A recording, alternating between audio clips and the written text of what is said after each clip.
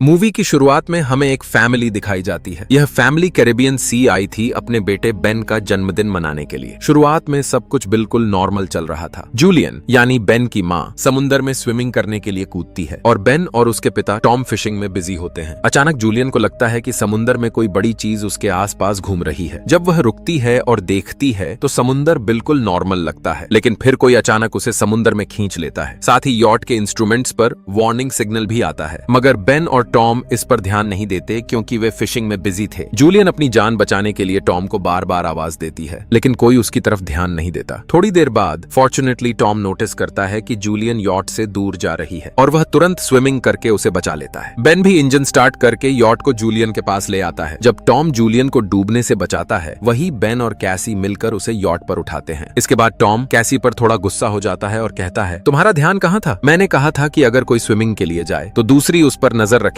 अब कैसी माफी मांगती है और पूरी फैमिली रात को बेन का जन्मदिन मनाती है। तभी कैसी को अपने बॉयफ्रेंड की कॉल आती है और वह देखती है कि शहर में तूफान आ रहा है। यह देखकर वह थोड़ी टेंशन में आ जाती है क्योंकि वे सब सुरक्षित जगह पर नहीं थे। वह यह बात अपने माँ बाप को बताती है और सब डिसाइड करते हैं कि सेफ्टी बैरियर्स चेक करना चाहिए। जब वे चेक करते हैं तो व्हेल्स और शार्क उनकी याट के इर्द गिर्द घूम रही थीं। अब उन्हें अंदाजा हो जाता है कि तूफान आने वाला है, लेकिन उससे पहले इन सबको शार्क से निपटना होगा। यॉट को अचानक झटका लगता है। टॉम तुरंत पानी में जाकर देखता है और पता चलता है कि यॉट में सेवर डेंट है जो शार्क ने लगाया है। जैसे ही टॉम यॉट पर वापस आता है तो जूलियन देखती है कि वह बुरी तरह से घायल है। जूलियन उसके वूंड स्टिच करती है। टॉम सबको बुरी खबर बताता है कि यॉट मूव नहीं कर पाएगा क्योंकि शार्क ने यॉट पर डेंट डाल दिया है और कहता है कि उनके पास हेल्प कॉल करने का ऑप्शन भी नहीं है क्योंकि इस समय रेडियो का सिग्नल नहीं मिल रहा था। इस डिफिकल्ट सिचुएशन में टॉम फूड और वाटर चेक करता है। उनके पास सिर्फ 4 दिन के लिए पानी और कुछ खाना था, लेकिन वह होप रखता है कि वे एक शिपिंग रूट में हैं और कोई न कोई शिप उन्हें देख लेगा। तभी बाहर से जोरदार आवाज सुनाई देती है। जब वे बाहर जाते हैं तो देखते हैं कि मेट्रॉइड समुद्र में गिरने वाला है और यॉट की तरफ आ रहा है। टॉम तुरंत इंजन स्टार्ट करता है, लेकिन यॉट का इंजन नष्ट हो जाता है। अब दूर से दूसरा मेट्रॉइड भी उनकी तरफ आ रहा था। अपनी जान बचाने के लिए वे और कुछ नहीं कर सकते थे, इसलिए सब यॉट के निचले हिस्से में चले गए और लाइफ जैकेट्स पहन लिए। तभी उन्हें एक जोरदार आवाज सुनाई दी और सब बेहोश हो गए।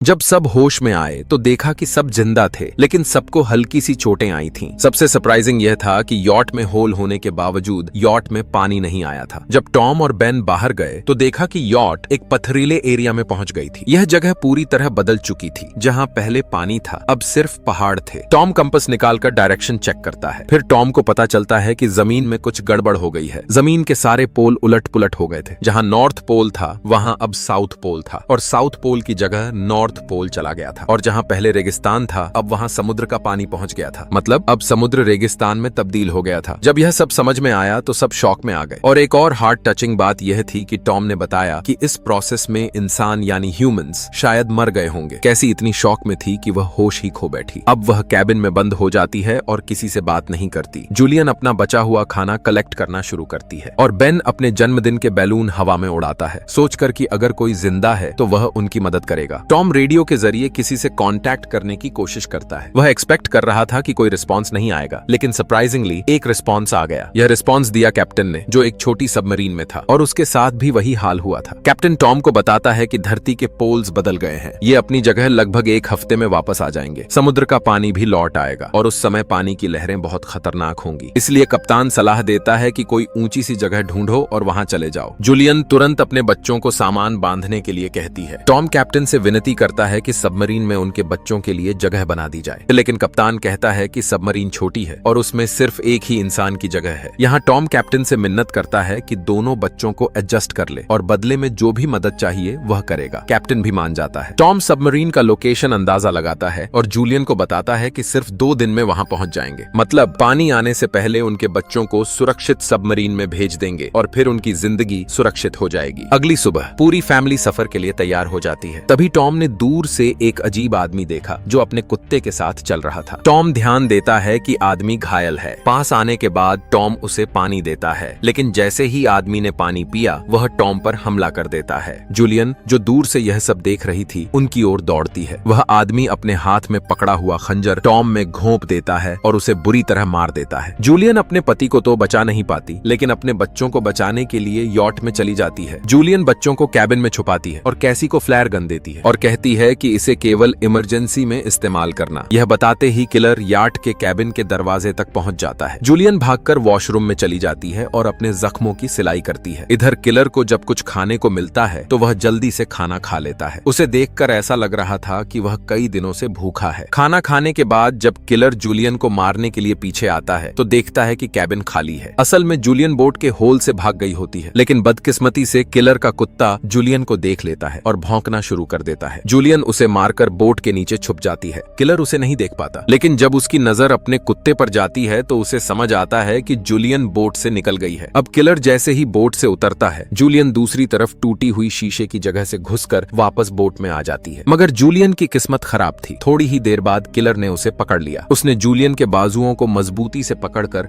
उसे बुरी तरह पीटना शुरू कर दिया और फिर उसका गला घोंटने लगा। जूलियन अपनी जान बचाने के लिए पूरी ताकत से लड़ाई करती है। कैबिन में बैठी कैसी सब कुछ देख रही होती है। उसे लगता है कि यही सही वक्त है फ्लेयर गन चलाने का। वह फ्लेयर गन चला देती है। गोली से किलर को ज्यादा चोट नहीं लगती, लेकिन उसकी यॉट में आग लग जाती है। जूलियन तुरंत अपने दोनों बच्चों को उठाती है और यॉट से बाहर निकल आती है, लेकिन किलर फिर जूलियन पर हमला करता है। इस बार जूलियन अपने पैरों से उसे दूर धकेलकर खुद को आजाद कर लेती है। बाहर निकलते ही कैसी और बेन अपने फादर की डेड बॉडी देखकर जोर जोर से रोने लगते हैं। बेन को लगता है कि यह सब उसकी गलती है, कि अगर उसने कलरफुल बैलून छोड़कर न गए होते तो शायद यह आदमी यहाँ तक नहीं आता। जूलियन भी आंसुओं में डूब जाती है, मगर फिर देखती है कि किलर जलती हुई यॉट से जिंदा बाहर आ गया है। यहाँ रुकना बेवकूफी थी, इसलिए वह अपने बच्चों को लेकर दौड़ जाती है। कुछ देर भागने के बाद वे सब थक कर एक पहाड़ी के पीछे रुक जाते हैं। कैसी बेन को पानी देने की कोशिश करती है, लेकिन वह पीने से इनकार कर देता है। तभी जूलियन देख लेती है कि किलर अभी भी उनके पीछे है। वे तीनों फिर से भागना शुरू कर देते हैं। हर बार पीछे मुड़कर देखते हैं तो किलर उनका पीछा करता मिलता है। आखिर वे एक जगह पहुंचते हैं जहां जहरीला पानी था। जूलियन अपने बच्चों से कहती है कि यहाँ रुकना खतरनाक होगा, आगे चलना होगा। यहाँ से निकलते ही बेन की तबीयत बिगड़ने लगती है। जूलियन समझती है कि उससे डिहाइड्रेशन हो गया है। उसके पास जो पानी था वह सिर्फ बेन को पिलाती है, मगर इतना कम पानी काफी नहीं होता। कैसी भी हिम्मत हार जाती है, कहती है कि शायद हम जिंदा नहीं बचेंगे, लेकिन जूलियन उसे तसल्ली देती है। जो मैं कह रही हूँ उस पर चलो, मैं तुम दोनों को बचा लूंगी। यह बात सुनकर कैसी और बेन जूलियन के साथ चल पड़ते हैं। कुछ दूर आगे उन्हें समुद्र में क्रैश हुआ एक पुराना प्लेन मिलता है। तीनों उसमें छुप जाते हैं। जूलियन वहीं अपनी फैमिली की फोटो देखती है जो पिछली रात की थी। उस फोटो को देखकर सबको टॉम की याद आ जाती है। रात काफी गुजर चुकी थी। कैसी और बेन सो जाते हैं, मगर जूलियन बेचैनी में प्लेन से बाहर निकल आती है। उसे अंधेरे में भी किलर का पीछा करते देख हैरानी होती है। किलर उसे देख लेता है। इसके बाद जूलियन सोने का नाटक करती है और जैसे ही किलर पास आता है, जूलियन अचानक उठकर उस पर हमला कर देती है। चाकू से बार बार वार करते हुए आखिर जूलियन किलर का काम तमाम कर देती है। आखिरकार उनके सर से यह खतरा हट चुका था। जूलियन भी चैन से सो गई। सुबह जब सब जागे तो उन्होंने देखा कि किलर की लाश बहुत बुरी हालत में पड़ी है। ये देखकर उन्हें एहसास हुआ कि यह समुंदर खुद कितना खतरनाक है। अब उनका मकसद सबमरीन तक पहुंचना था, जहां कैप्टन उनका इंतजार कर रहा था। जूलियन मैप देख रही होती है कि तभी बेन को बहुत प्यास लगती है। पास ही एक तालाब देखकर वो पानी पीने लगता है, जबकि जूलियन ने मना किया था। ये पानी जहरीला था, लेकिन प्यास की वजह से बेन उसकी बात नहीं मानता। जूलियन जबरदस्ती उसे खींचकर बाहर लाती है, मगर तब तक बेन बीमार हो चुका होता है। जूलियन और कैसी उसके लिए जल्दी से एक शेल्टर बना देते हैं ताकि वो आराम कर सके। लेकिन उसी रात जूलियन को अजीब सी आवाजें सुनाई देती हैं। बाहर निकलकर देखती है तो हजारों की तादाद में क्रैब्स उनकी तरफ बढ़ रहे होते हैं। तीनों भागना शुरू कर देते हैं और दूर उन्हें एक बहुत बड़ा कार्गो शिप नजर आता है। शिप कंटेनर्स से भरा होता है। कुछ लोग पहले से ही उनमें छुपे हुए थे। जूलियन, कैसी और बेन को देखकर वो लोग कंटेनर बंद कर लेते हैं। जूलियन दरवाजा नॉक करके मदद मांगती है, मगर क्रैब्स का तूफान उनके बिल्कुल पीछे आ चुका होता है। कैसी और बेन कंटेनर पर चढ़ जाते हैं। जूलियन भी चढ़ने लगती है, लेकिन तभी एक क्रैब उसे काट लेता है। वो अपनी चोट स्कार्फ से बांधती है और बेहोश हो जाती है। कैसी और बेन देखते हैं कि क्रैब्स कंटेनर तोड़कर अंदर घुस गए और लोगों पर टूट पड़े। जिनके पास हथियार थे वो बचाव करने लगे, लेकिन जितने भी क्रैब्स मरते उनकी जगह और आ जाते। सुबह जूलियन को होश आता है। वो देखती है कि बच्चे वहां नहीं हैं। जूलियन घबरा जाती है कि शायद उनके साथ कुछ बुरा हो गया। वो रोने लगती है, मगर थोड़ी देर बाद कैसी और बेन लौट आते हैं। असल में वो खाना और हथियार ढूंढने गए थे। क्रैब्स भी अब उस इलाके से आगे बढ़ चुके थे। जूलियन चैन की सांस लेती है और अपनी चोट का इलाज करती है। बेन हथियारों को देख रहा होता है और जूलियन रेडियो पर कप्तान से संपर्क करती है। कप्तान बताता है कि समुंदर के जानवर उस पर भी हमला कर चुके हैं। वो खुद बुरी तरह जख्मी है और अब मदद नहीं कर सकता। वो ये भी कहता है कि समुंदर जल्द अपनी असली हालत में लौटेगा। यही वजह है कि ये सब क्रीचर्स बाहर निकल आए हैं। सबसे बड़ी मुश्किल ये थी कि उनका मैप खो चुका था, इसलिए कप्तान ने आसमान में फ्लेयर गन चलाई ताकि ताकि उन्हें रास्ता दिख सके। बेन उस दिशा को देखकर समझता है और सब सबमरीन की ओर चल पड़ते हैं। कुछ देर बाद उन्हें दूर एक छोटी पीली सबमरीन दिखाई देती है, मगर वहां पहुंचना आसान नहीं था। रास्ते में उन्हें जहरीले वेस्ट वाली जगह से गुजरना पड़ता है, जहां हर कदम उनकी जान के लिए खतरा था। इसी बीच कैसी जूलियन पर इल्जाम लगाती है कि उसने अपने बच्चों की सही हिफाजत नहीं की। दोनों में बहस होती है और जूलियन उसे डांट कर चुप कराती है। फिर कैसी कहती है कि हमें आगे बढ़ना होगा। रास्ते में माउंटेन्स के बीच स्लाइडिंग होती है और जूलियन पीछे रह जाती है। वो एक बड़े पत्थर के नीचे दब जाती है। कैसी उसके बिना आगे नहीं जाना चाहती, मगर जूलियन उसे कसम देती है कि तुम्हें अपने भाई की हिफाजत करनी है। मजबूरन कैसी बेन को लेकर आगे बढ़ती है। सबमरीन तक पहुंचने पर वो देखते हैं कि वहां कोई नहीं है। दरवाजा नॉक करते हैं और कप्तान बाहर आता है, जो बहुत ज्यादा घायल होता है। वो बताता है कि अब उसके बचने की कोई उम्मीद नहीं और सबमरीन में सिर्फ 3 लोग बैठ सकते हैं। ये सुनते ही कैसी तुरंत जूलियन की तरफ दौड़ती है। उस वक्त जूलियन क्रब्स को गोली मारकर दूर कर रही होती है, मगर उसकी गोलियां खत्म होने वाली थीं। जैसे ही एक क्रैब उस पर हमला करने वाला होता है, कैसी उसका हाथ पकड़कर खींच लेती है। जूलियन बड़ी मुश्किल से पत्थर के नीचे से निकलती है और दोनों भागते हुए सबमरीन तक पहुंचते हैं। तीनों तुरंत सबमरीन के अंदर बैठ जाते हैं। सीट बेल्ट बांधते ही सामने समुंदर की बहुत बड़ी लहर आ जाती है। लहर से टकराते ही सब बेहोश हो जाते हैं। जूलियन को होश तब आता है जब सबमरीन पानी में नहीं बल्कि एक वीरान शहर में होती है। समुंदर की बड़ी लहर उन्हें खींचकर वहां ले आई थी। शहर की तबाही देखकर लगता है कि वहां अब कोई जिंदा इंसान नहीं बचा और यहीं उनकी कहानी खत्म हो जाती है।